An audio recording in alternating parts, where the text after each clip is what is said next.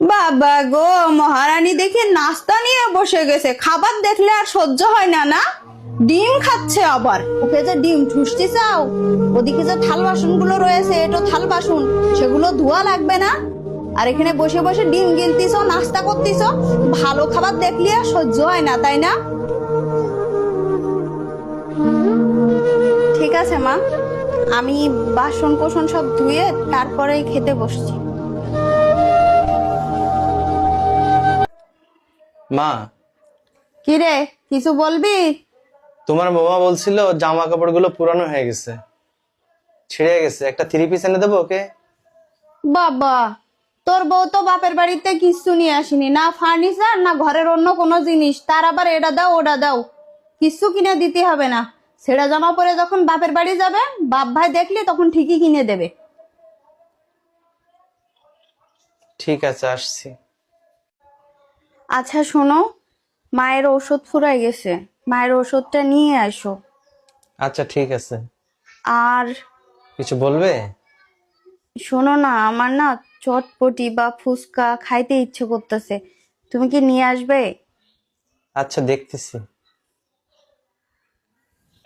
কি রে খোকা, আবার ফোন দিলি কেন? আমি তো বৌমারে বলে দিলাম ওষুধ নিয়ে আসার কথা। মা, তোমার বৌমা বলতেছে একটু ফুচকা খাবে, আমি কি নিয়ে আসবো? কোনো ফুচকা টুচকা নিয়ে আসা লাগবে না, সারাদিন বাড়ি ভাত খায় না। রাখ, আর তাড়াতাড়ি বাড়ি আয়।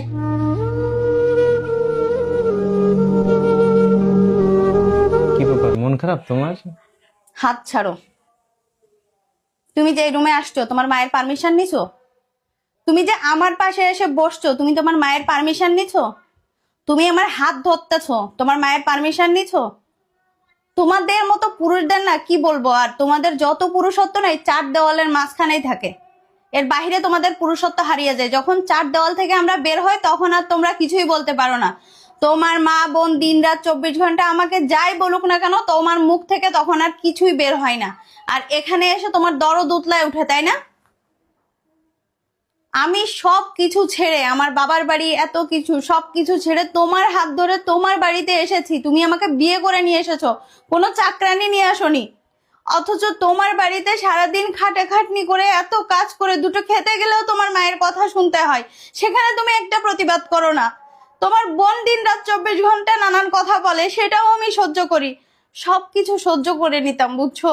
তুমি যদি একবার একটু তাদের প্রতিবাদ করতে, একটু আমায় বুঝতে, তাহলে না আমার কষ্ট কিছুটা হলেও কমতো।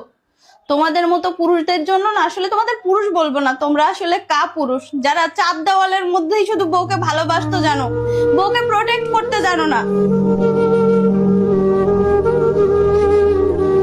সবকিছু ছেড়ে তোমার সাথে এসেছি, তোমার বাসায় থাকছি, তোমার বিপদে আপদে সবসময় তোমার পাশে থাকি।